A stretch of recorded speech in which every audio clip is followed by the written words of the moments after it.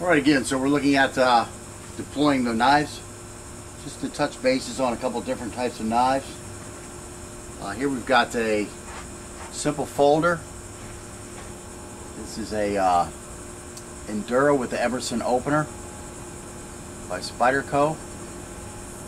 And this little hook right here catches on the pants and opens it for you.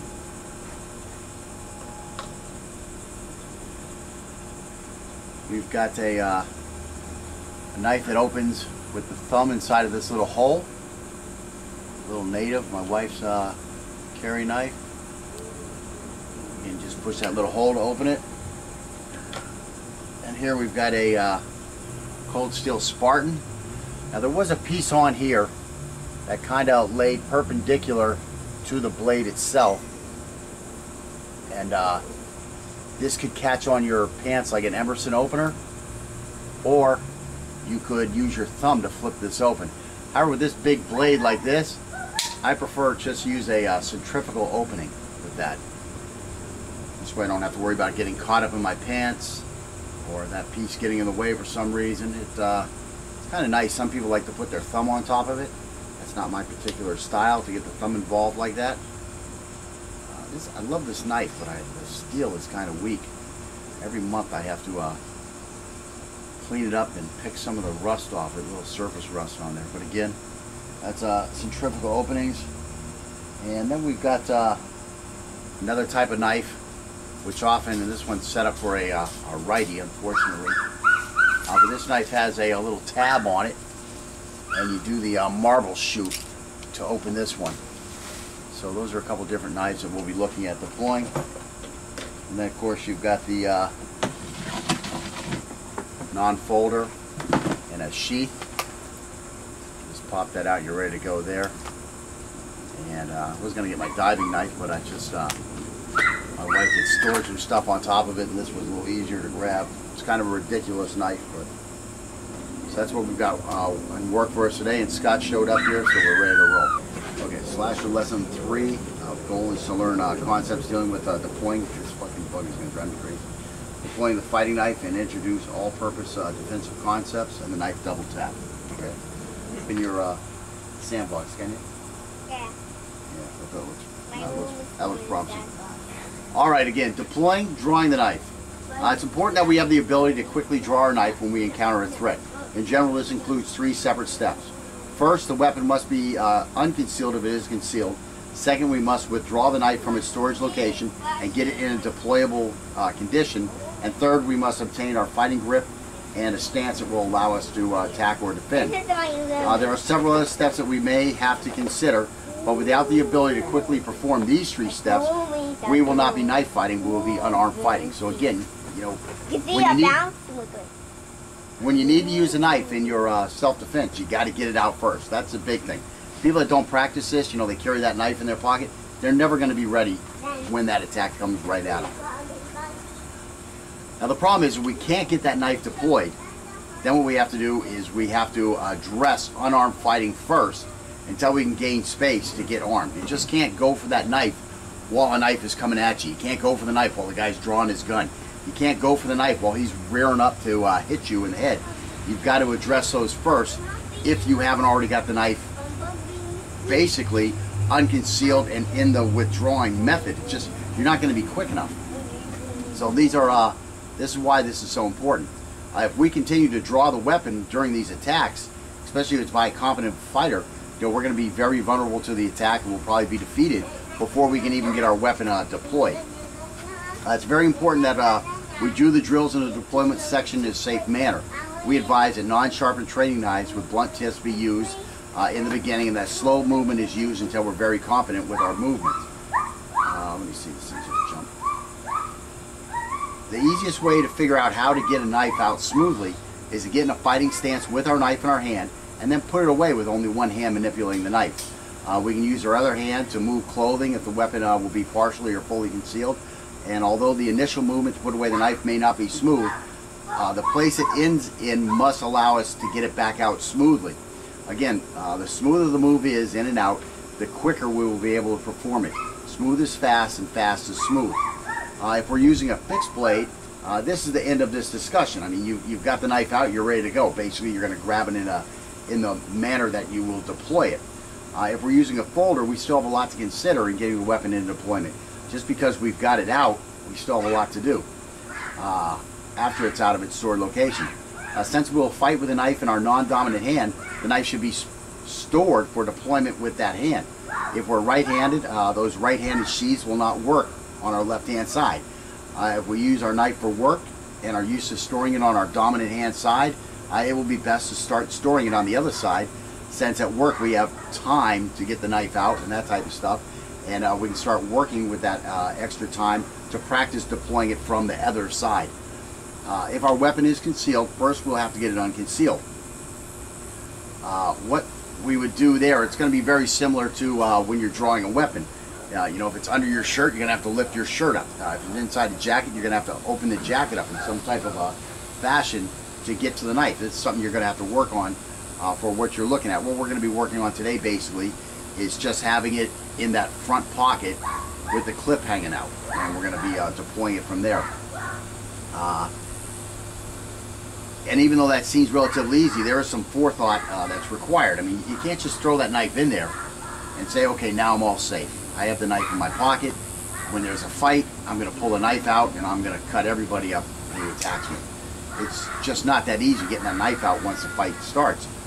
In general, I talk about getting the knife out before the fight starts. I mean, if you see potential threat while you're walking to your car, you know, get the knife out and get it palmed in your hand. Have it ready to go. I mean, you could even open it up. You know, with the Emerson opener, it's going to open as you pull it out your pocket. If you've got some type of thumb type thing, you know, you can push that open, and now you can put this on your side where the guy won't see it. In many cases, the guy will get suspicious of what you're doing, and that may be enough to, you know, cause him to choose another alternative rather than trying to attack or rob you. Let's see. It's very advantageous that we can, it's advantageous to our survival, as a matter of fact, that we can get our knife unconcealed using only one hand. During an attack, it is likely our other hand will be needed to defend the oncoming attack. If this is the case, the attack is imminently lethal or could produce serious bodily injury, and we have a firearm, we may prefer to deploy the firearm. Whether or not we have to defend an attack, our weapon deployment should be made, should be able to be made while we're moving. I mean, it shouldn't be something where you have to sit still to do this deployment. It's something you have to practice on the move. So what we're going to do is we're going to start just taking a knife, putting it in our pocket, and pulling it out of our pocket, and looking at some smoother ways to do that. And let me see.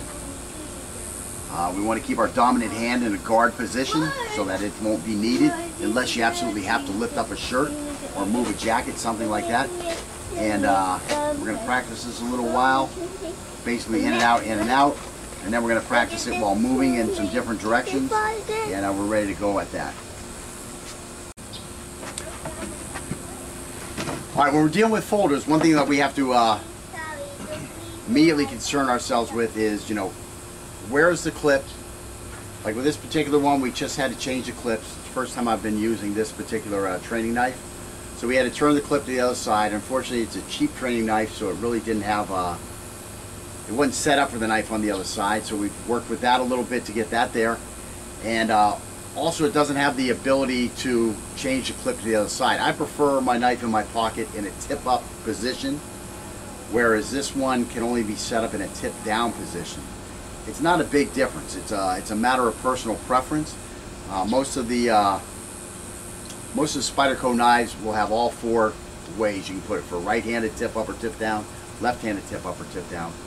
So you have to consider that when you're buying your knife. I don't know if I mentioned it in one of the last lessons, but I love this knife by Cold Steel called the Espada, I believe is what it's called. It's just a huge knife. But it wasn't eligible. It didn't have the switch over for the left-handed clip, so I never bought the knife.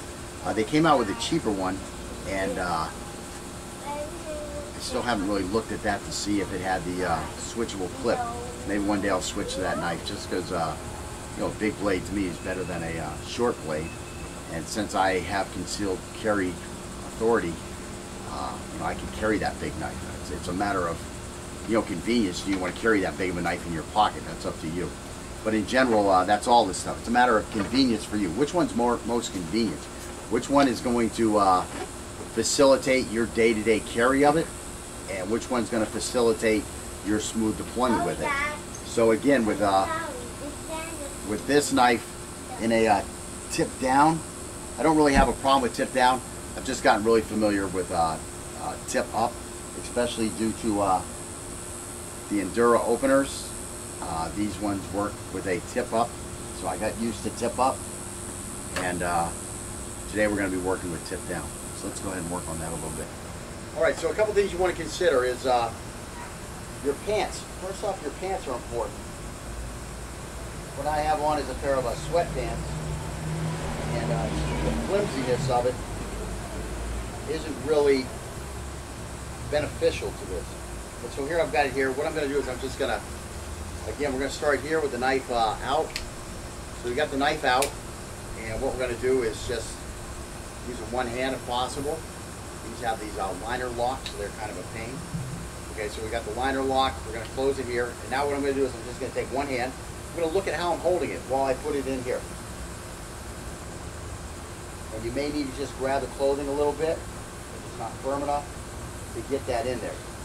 So now I've got that blade in there. It's almost fully concealed with my t-shirt hanging down. So now I need to get this knife out. Well, I'm going to use a thumb just to come under the shirt, exposing the blade, exposing the knife. So I can grab it. Now I'm grabbing it with the way I shoved it in there. Now I've just got to switch it a little bit to get it into my hand, into a more ready to fight position. Now I'm going to snap it open, and now I've got my good grip on it, and I'm ready to go. So that's basically what you need to do. Then you need to do a lot of reps. Let's try this a couple more times as we get more familiar. The knife back in.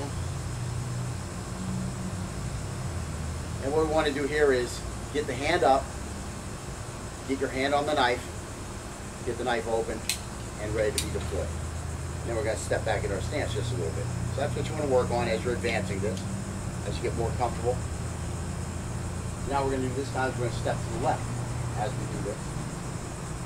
So again, hand on the knife, hand up here. This guy's making his move towards us. Go ahead and step to the left as you draw. And now we're going to be over here. So now we're ready here.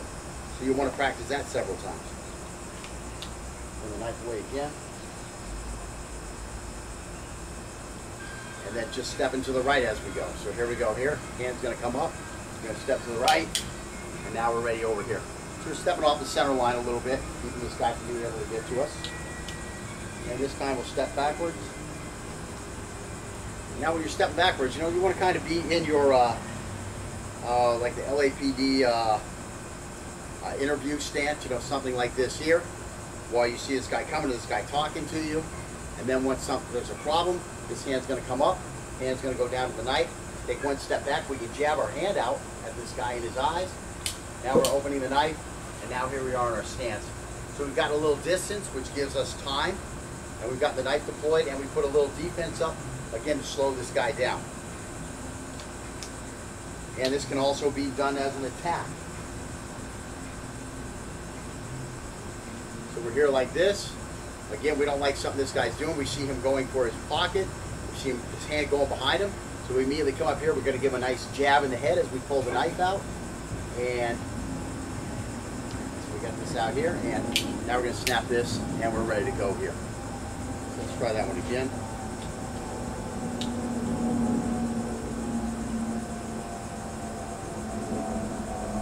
And again, you can see that I'm much slower and I'm having a harder time with this tip down orientation, because when the knife comes up, I'm expecting just to pop it out, but I got to kind of change my hand position a little bit. Whereas when it's tipped down, you're just pulling it up in your hands here and you're snapping it. When it's tip up, I can just pull it out and I can snap it.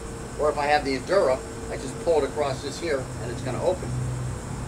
However, with this one, with that tip down, the first thing I got to do is I got to find the handle, because it's like hanging down here, so I got to switch it and then I got to snap it out. So that's something you got to work on. Okay, so again, coming forward at this guy, so we're hitting him here. Now I'm getting that hand switched, and here we are ready to do some work. Okay, so that's basically opening the knives. Just to show you a quick one with an Endura.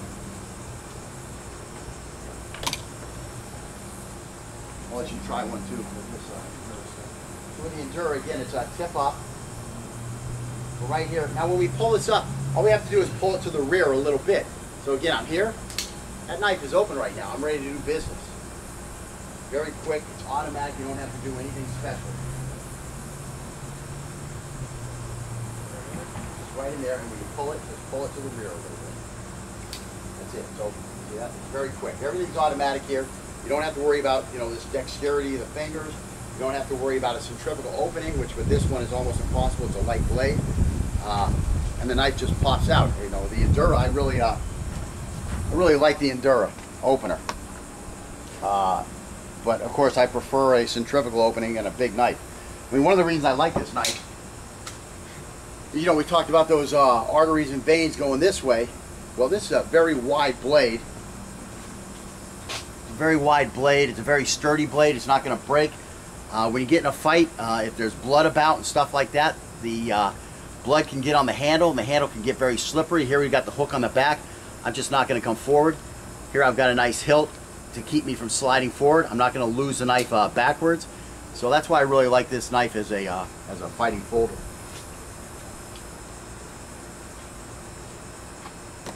And that's about it. I mean, you know, once again, we talked about a big sheath. Again, I have a diving knife that I carry a lot for my left side. I don't actually carry it a lot, that I would use if I was going to have this thing on a belt or some other wear rigged on my body. But again, I just was in a hurry to get this. So again, this here, I'm gonna have to do something like this. Now I've got to pop this. Now my knife's out. I'm ready to go. So these are things you want to work on. And again, what I'm working with right here isn't my day-to-day kit.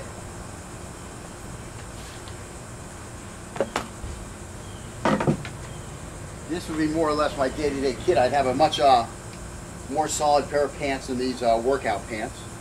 I'd have this here. So this one's ready to go. Now this one, I have inside a strap that comes across my carry bag. So this is here. Now this is going to be my right-hand knife. This is a knife that I could use for my right hand should I have a problem with my left hand. I can still get to a knife with my right hand, or if I have to, I can still get to it with my left hand and get this knife out. So I've got one down here in my pocket, one here, and I've got my handgun, and I've got a utility knife inside my bag also. So I've got all that stuff covered. I don't have to use these for that type of usage. For utility work, I can just use that for business. But basically, in a nutshell, that's it. I mean, whatever you're going to wear, you have to practice. You have to practice. You have to practice. You have to practice. So that can come out. What I do sometimes, I come home, and just in my driveway, I work late at night, so I get home at about 2 or 3 in the morning in my driveway. I'll just go back and forth, you know, behind the car a couple times before I come in the house, doing a little step, popping that thing open, and doing a little business like that. And I'll do that back like 3 times, then I'll do it forward 3 times, then I'll do it to the side this way 3 times, side this way 3 times, and I'm basically ready to go. Again, this is a slow process in the heat of the moment. I mean, if I'm talking to Scott, Scotty, come over here a little bit, and you know, he's got that knife in his pocket, this is too late. This is too late. It's too late, you know. I mean, I'm back here and I've got something. It's too late. It's too late to go for that knife. I mean, I don't care how much you work on how fast you are, it's going to be too late. Once I'm in this kind of area here, contact distance, it's too late. Once I get inside of contact distance, it's too late if I start my action and then you decide to pull your knife. It's too late. I mean, imminent contact distance out here, he's got half a chance because he can extend this distance by moving back. He can extend this distance by moving to the side. But in general, it's too late to go for your knife at that point. You're going to have to fend this guy off, you know, unarmed. And, you know, later on we're going to get into defending unarmed against the knife. And you'll find out that it's not quite as hard as a lot of people would have you believe it is. And again, then we're going to bring that into the whole knife fighting realm when we have a knife again. And it's going to make that even easier. But again, that's by taking it one step at a time. So again, you know, whatever you're going to wear, you got to practice with it. You got to know how it's going to work. You got to know how much time it's going to take you. And you've got to work through those. You got to work through it moving left. You got to work through it moving right, moving forward, moving back, because you never know which way you're going to have to move. I mean, maybe there's a wall here. Okay, all I ever practiced was moving to the right. Well, now I'm stuck because I'm going to have to move to the left or backwards. And again, maybe I'm, you know, in a corner. I'm sitting in a restaurant, and there's some stuff starts happening, and I'm in a booth here, and I come to get out of the booth, and the wall's right here because the restaurant was full. This was my seat where I could see the door. I like the seat. I have a wall behind me. Nobody could get me from behind. But now all of a sudden, here this guy's coming at me, and my only choice is going to the left. So I need to be able to do that. So that's why you have to practice all those different ways. And we're going to practice those a little bit off the film. I kind of showed you an idea how to get started on this type of stuff. And we're going to go through it a little bit. So make sure you go through these. And again, not 5 or 6 times. I mean, 500 or 600 times each direction. You know, you want to be able to do that with the setup that you're going to use. Again, you don't have to have every setup. Tip up, tip down, right hand, left hand. You know, up here, over there, you know, that type of stuff. But whatever you think you're going to carry, or you go out, you buy a new knife, that's what you got to do. You got to take that new knife, you got to say, wow, okay, this knife is different than my last knife, so now I need to start practicing again. If it's the exact same, you're pretty good. And again, you do have to do some maintenance on these things. Just because you're good at it today doesn't mean if you haven't done it for a whole year that you're going to be okay at it next year. You're gonna have goofs, you know, the first time you do it. For me, just doing it slow sometimes is hard because I'm used to doing it faster. So when I try to do it slow and I'm talking, all of a sudden it's not as smooth as it would be. But again, this is something you got to practice. So we're going to go through it a little bit, and then we'll get back to you when we get on the next step of this lesson.